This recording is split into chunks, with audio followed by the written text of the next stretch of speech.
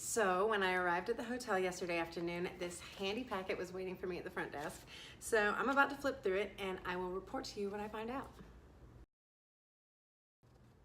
So included in this packet is a schedule, and it looks like day one is just a medical evaluation. So I'll be going over my medical history, going over my current medications, getting my vitals taken, blood work, just the usual. We will then go over any questions that I have, go over the schedule for the week, and that'll be day one. Day two is the treatment. So the first treatment I'll be getting an injection in my right knee and an IV infusion. Day three will be an injection in my other knee and another IV infusion, and day four will be just an IV infusion. It says here that treatments will last between 30 and 60 minutes, so not very long. Get in, get out, and I'll let you know how it goes. So, according to this packet, side effects are possible, but are pretty limited to things like low-grade fever, flu-like symptoms, so some chills, maybe some aches, migraines, fatigue, things like that. Nothing too serious, and they typically last between 24 and 48 hours. There's also, as in any medical procedure, risk of inflammation and infection in the injection sites, but nothing too out of the ordinary, so not too worried about that.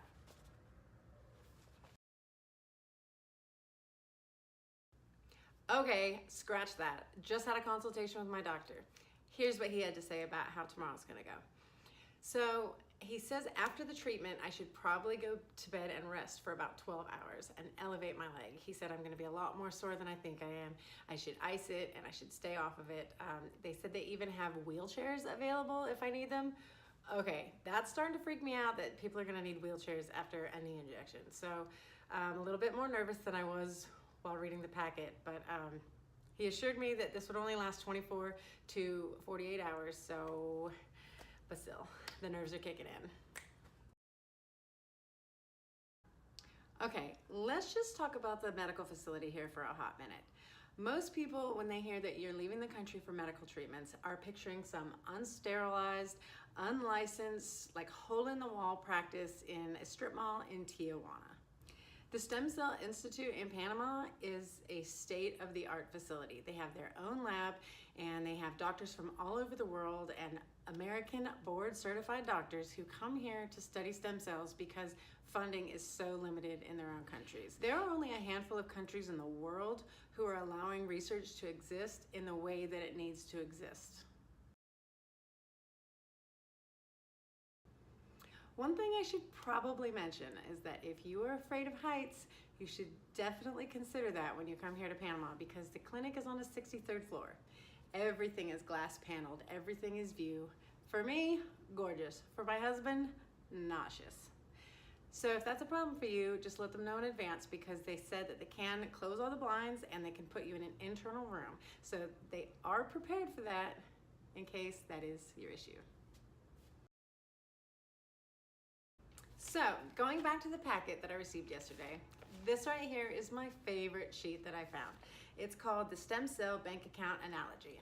I'm not gonna do it justice, so I am gonna scan it and probably post it on social media for you, but this is my best attempt.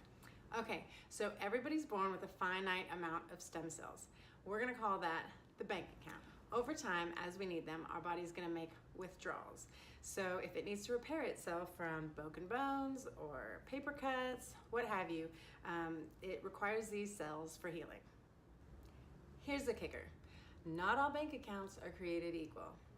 For the sake of this analogy, there are going to be rich stem cells, and some people are born with poor stem cells, and the rest of us are just in that middle class. So those of us who are considered in the middle class, we rely heavily on our lifestyle and our environmental factors for the quality and length of our lives. So the choices we make are more important than those who have rich stem cells. This is why I'm such a firm believer in umbilical cord stem cells. In America, we've been using bone marrow and adipose fat tissue derived stem cells, and all that really does is take it from your own body and inject it back in.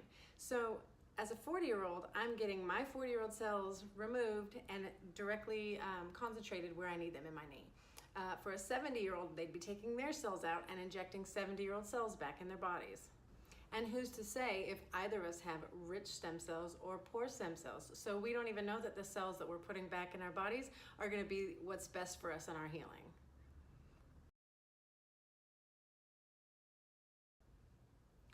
The cells used here at the Stem Cell Institute in Panama are not just umbilical cords. They are looking for the golden cells. They are looking for the rich cells.